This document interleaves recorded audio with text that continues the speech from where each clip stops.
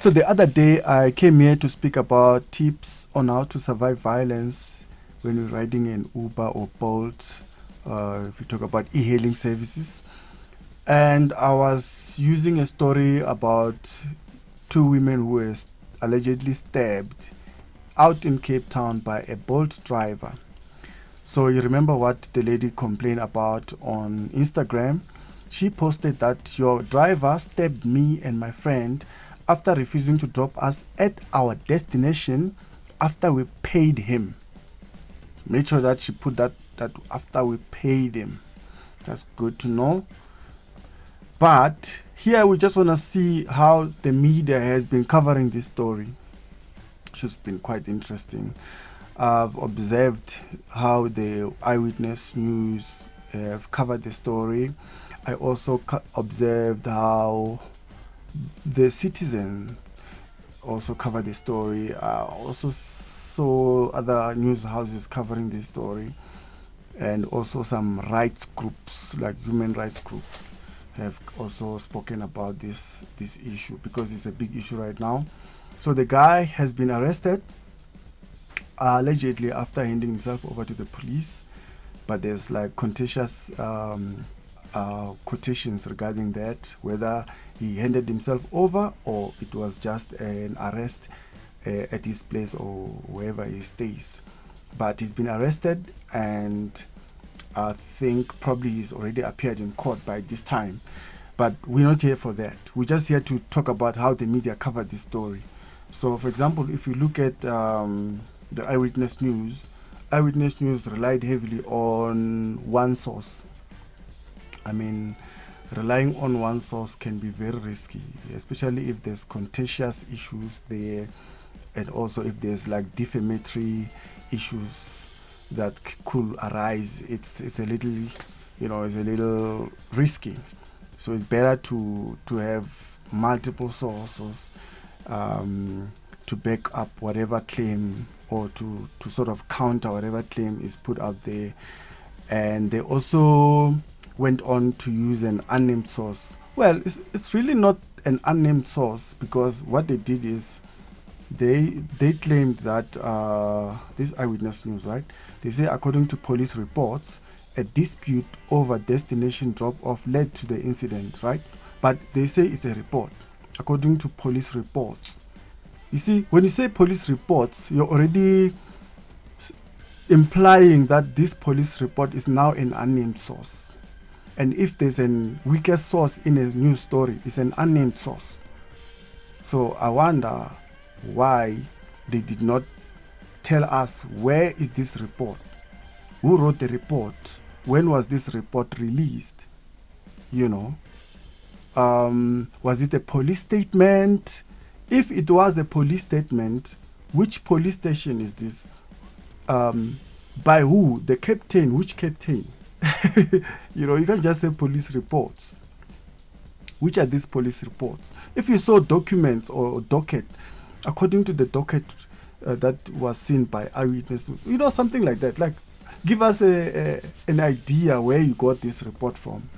So already it's casting doubts there on the source, which is quite unfortunate, especially on this kind of story, because there's someone that is being stabbed and someone is arrested, but then the reporting, guys, it's not making sure. Something is not making sure. And then eyewitness news also tried to use another source. Well, they've used another source. They sort of attributed a quote, but they didn't sort of attribute it correctly. And that sort of raises the issue of transparency.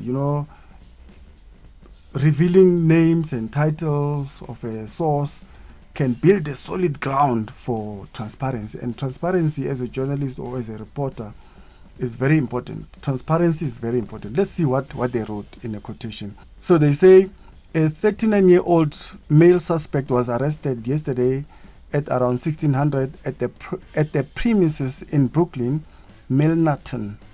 He will appear in the Cape Town Magistrates Court on Friday on a charge of assault with an intent to do grievous bodily harm, said the police's Frederick van Wyk. See, if you say Police's Frederick van Wyk, what is his title? You know, it would be nice to know what is his title. You cannot just have a quotation without attributing those quotations to a source. You know, sources with names and titles in a news story, they carry more weight. They carry more weight if you source like that. But then if you don't source properly, it sort of puts doubt now. When I read another story and then they source the same quote differently, you source it differently, then it becomes something else. But I'm not here for that. I just wanted to highlight those things. The Citizen, for example. The Citizen also covered the story.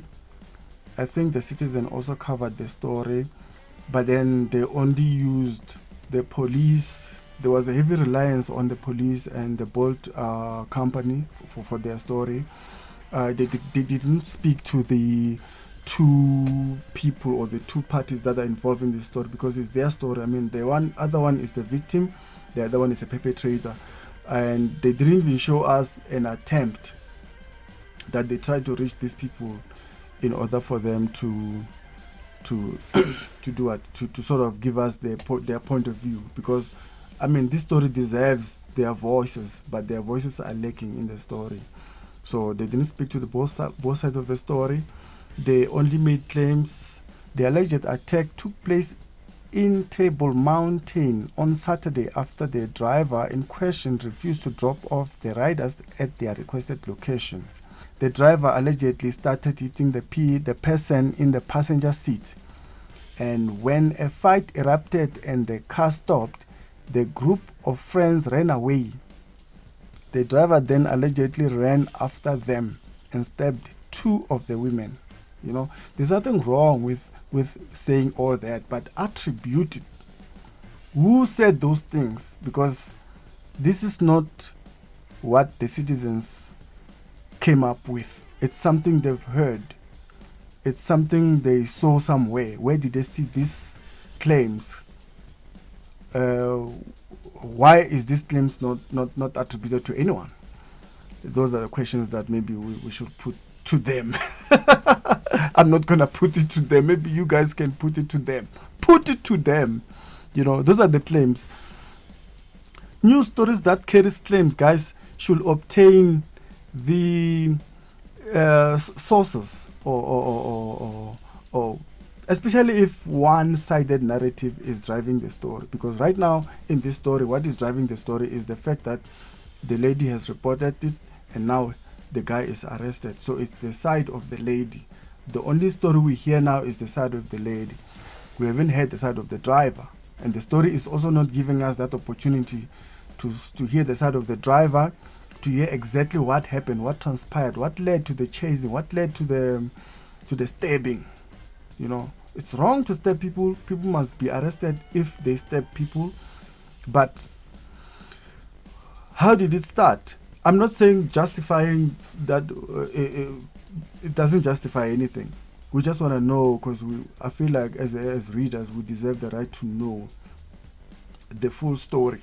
So give both sides of the story. Something that I've also observed is the fact that the stories that were covered both by the Eyewitness News and the citizens, they didn't have a contextual explanation of this story, that this story is happening in the midst of 1, 2, 3, and 4. For example, if you look at the context of South Africa right now, we are dealing with high femicides. So there's lots of women who are either killed by their spouses or people that are very close to them.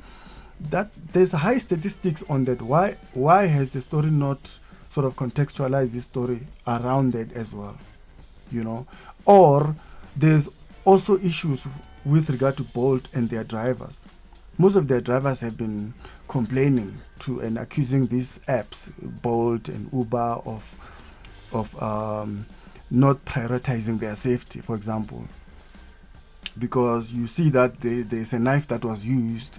You know, I'm not justifying why the driver was carrying the knife on the day, but the fact is, issues behind the scenes that are not being revealed here. And the stories only focus on the event itself, but they didn't contextualize this whole thing. And also, there's high commission paid to Bolt for every trip. Those issues are not highlighted in the story, that Bolt drivers are experiencing the issue of financial, difficulties with regard to their reimbursement.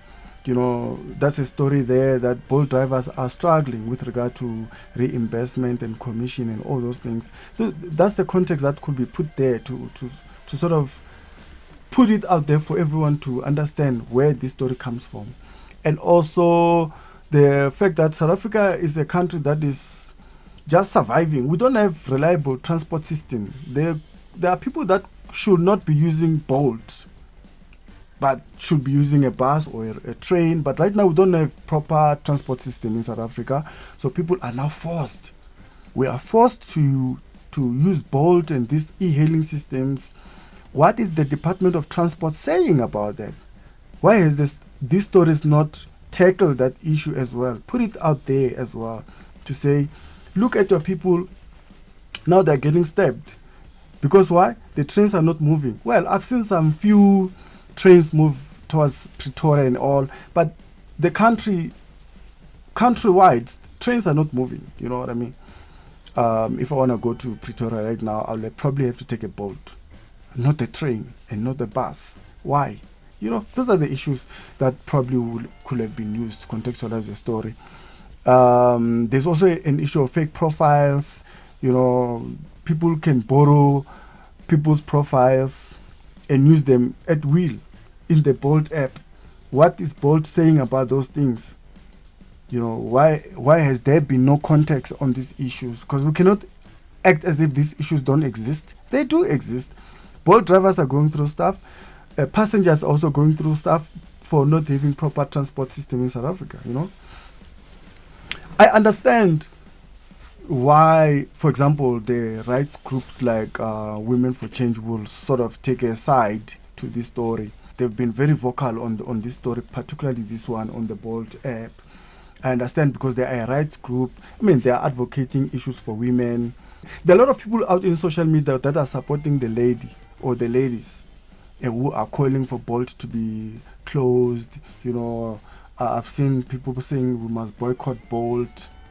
It's very interesting. So the South African National Congress Youth League is calling for the suspension of the operations of the e-hailing services Bolt in South Africa. That's according to SABC News.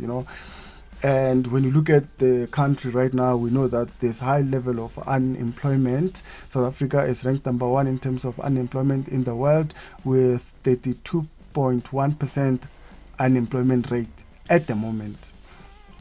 So all these people that have lost their jobs, some have been retrenched, and all these people, they are absorbed by these apps, these e-hailing systems, and then now you want to call for their closure. Who's going to feed those families? These people are feeding their families. There's also even a tweet here which is speaking to that. This guy is saying, is it Zain? Zain is saying, Bayanya, people are feeding families through Bolt. Not by spreading in, I won't say it. But the issue is, unemployment is an issue, and you can't just boycott Bolt and then cancel it altogether while people are being fed using these systems. You know what I mean? I feel like there's just a lot of issues behind the scenes that need to be addressed, and they need to be addressed by who? The officials, Bolt itself, and also passengers and drivers. Everybody has to be there. We cannot just lay a blame game, But then people who are going around and stabbing people need to be arrested. We cannot condone that. We can't. Rights groups are allowed to support the victims of this kind of violence, right? But then someone will argue that rights groups have no other choice but to support these kind of things, because by virtue of this kind of news going up there and being talked about, and them being visible, commenting around it, it sort of amplifies the need for their existence, because most of these rights groups are sponsored, so for them to continue receiving sponsorships and everything, they need to show that they're doing something. And by supporting all victims of abuse all victims of femicides. But bias cannot be tolerated when it comes from the media house, because how do we see this bias? Because the story is one-sided. Also, you see that the reporting does not make an attempt to speak to the driver or speak to his legal representatives, for example. I mean, don't we deserve to know what happened from the driver's point of view? Don't we deserve to know? I think we do. I think we do deserve to know what the driver's story is all about. What is he saying? It says the driver refused to drop them off at their requested destination, right? And sometimes I know that there are places where Uber or Bolt drivers are not allowed to drop off. It's possible. There are a lot of destinations in South Africa where taxi drivers sort of take ownership, and Bolt drivers are not allowed to drop people there. So usually you'll kindly ask the passenger to forgive you, but to understand the whole situation. But then if you have passengers that don't understand, it can be messy, like what we're having, right? I'm not saying that was the case. I'm just saying, for example, it happens that you can't drop someone at a particular place because it's not safe for you as a driver. We know there's issues of safety with regard to Bolt drivers. They've been abused, they've been done all these things. And saying you're cancelling Bolt, what about taxi drivers? What about the taxi industry? Because taxi industry also is very violent.